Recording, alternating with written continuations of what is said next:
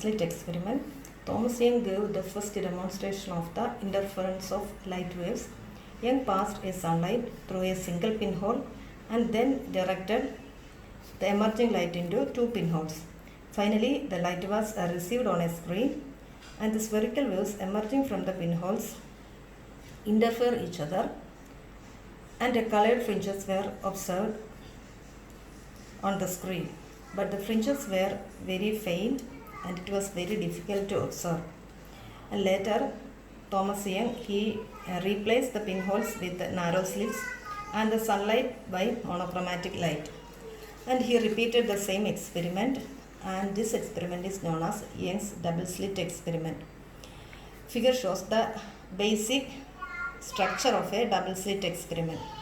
So here S is a primary source of light, which is a monochromatic light, and S1 and S2 are two slits which are of equal width and are separated by a distance small d, and here O is the central point of a screen, and this point O is equidistant from S1 and S2, and capital D is the distance between the slit and the screen.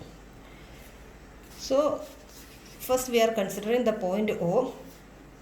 So with respect to the point O, if we consider the light waves which are emerging from the slit S1 and S2, the path difference between the waves emerging from S1 and S2 reaching at the point O will be 0, since the O is equidistant from S1 and S2. So the point O will be of maximum intensity, and this point is, or we can say, bright band will be formed at O. So this is called, and this bright band is called central bright band. On either side of O on the screen, a number of equidistant dark and bright bands can be formed, and these bands are called interference bands or interference fringes. And here the figure represents, the pattern of interference fringes. So here we can say the dark and bright bands are alternate. We can define a quantity called bandwidth from this structure. So bandwidth means it is the distance between two consecutive bright or dark bands. So if we consider two consecutive bright bands, then the distance between the bands, it will give bandwidth. Means in between two bright band there will be one dark band, or in between two dark band there will be one bright band. So the bandwidth simply means the width of a bright or dark band. So next we can find out the expression for the bandwidth. So for that we are considering the two slits S1 and S2, and the distance between slits D, and capital D is the distance between the slit and the screen. So considering a point P which is at a distance x from the point O. Consider a point P which is at a distance x from the point O. So we are assuming or considering two waves which are starting from S1 and reaching at P, and another wave starting from the slit S2 and reaching at P. So here we are considering two waves. So this, at the point P, these waves will meet. So we can say there will be a path difference between two waves. That is, the wave starting from S2 and the wave starting from S1 have a path difference, and we can calculate this path difference by simply drawing a vertical line, a perpendicular to this second line. So this point is called N. So we can say this S2N is the additional distance travelled by the second wave. That is the wave which is emerging from the slit S2. So S2N is the additional path travelled by the second wave comparing to the first wave. S1P and NP are equal distances. So here we can calculate the path difference. That is, the path difference is simply S2P minus S1B. This is the path difference, and we can write this path difference as delta. That is the path difference between the waves emerging from S1 and S2. So if we consider both ways are meeting at the point P, with respect to this point P, S1 and S2, we can construct some geometrical construction. First we connect this line S1, this X, and here we construct one triangle. This we can say this point is E, and here we can construct a triangle. One triangle is S1 EP, first one triangle S1 EP, triangle S1 EP, and here also we can connect these lines, that is this is S2, so this is F. Next triangle will be S2FP, so we can consider S1 EP triangle and S2 FP triangle.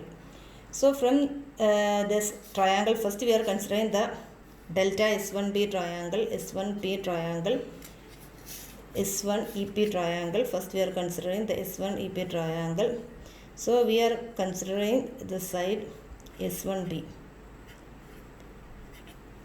We can say that S1B square is equal to S1E the whole square, S1E the whole square plus PE the whole square. Similarly, from the triangle S2FP, that is S2P the whole square is equal to S2F the whole square plus FP the whole square. So we can write this S2P the whole square minus S1B the whole square. S1B the whole square can be right. So S1 is nothing but this is S1 is D and S2F is D. So this will give S1 is D, this is D, and S2F is also D. Then PE, what is PE? PE means this O to P, OP is X, and this portion this is the distance between the slits is D, so this will give D by 2. Similarly, OF will be D by 2. So this EP gives, PE gives, this PE means it is P is X minus D by 2 the whole square. PE square means X minus D by 2 the whole square. Similarly, this FP means this is FP, this point PO will be X and OF will be D by 2, that is F will be X plus D by 2 the whole square, plus D by 2 the whole square. So we can write S2P minus S1B the whole square is equal to, we can write it as D square plus X plus D by 2 the whole square minus D square plus X minus D by 2 the whole square. This can write it as, this is the equation, is equal to, this will give, that is 2xd. This will approximately equal to 2xd. D square will cancel, this d raised to 4, d square by 4, only this term, the second name, 2xd. That is, this is S2p minus S1b the whole square, S2p square minus S1b square. This is like a square minus b square. This is like, so we can write it as S2p plus S1b into S2p minus S1b is equal to 2xd. But this S2p minus S1b means this is the delta path difference, S2p minus S1b. So we can write the path difference delta is equal to 2xd by S2p plus S1b. So here we are considering an approximation, that is we are approximating that this S1p is approximately equal to S2p is approximately equal to capital D. So S1b means this is the distance. This is the S1p, this is the distance. S1b, and S2p, this is the distance. So we are approximating from here, that is equal to d. So this will gives 2xd divided by 2d. Or we can write this path difference delta is equal to xd by d. This is the path difference obtained from this equation. And we can apply the condition for maxima and minima.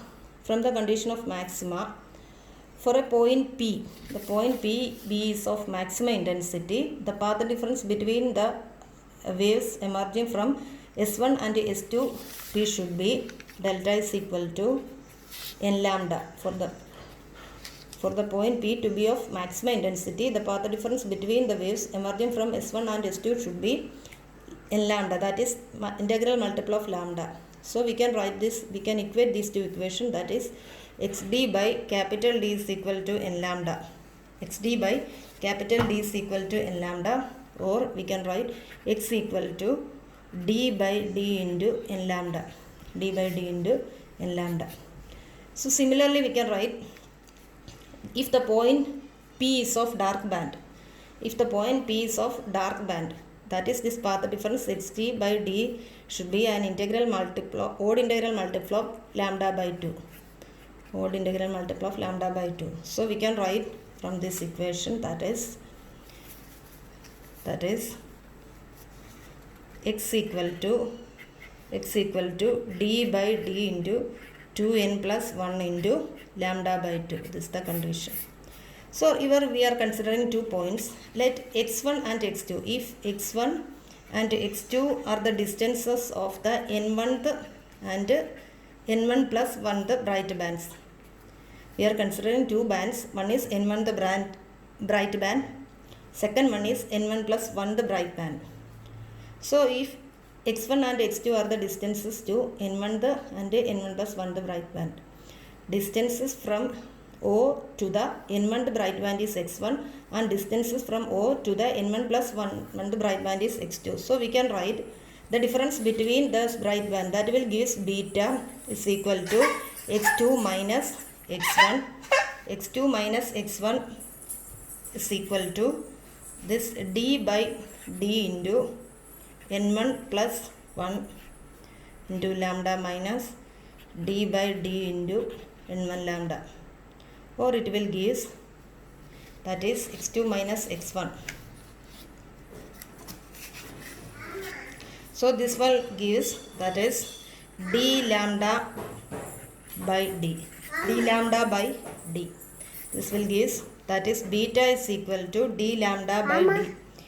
So similarly we can write in the case of dark bands also, if x1 and x2 are the distances to the n1th and n1 plus 1th dark bands, then we can calculate this x2 and x1, and we can similarly calculate the bandwidth beta. So anyway, the expression for the bandwidth beta is equal to d lambda by d. That is the bandwidth, it depends on the distance between the source and the screen, or the slit and the screen, and the wavelength of the light used, and the distance between the slits. So this is the expression for bandwidth.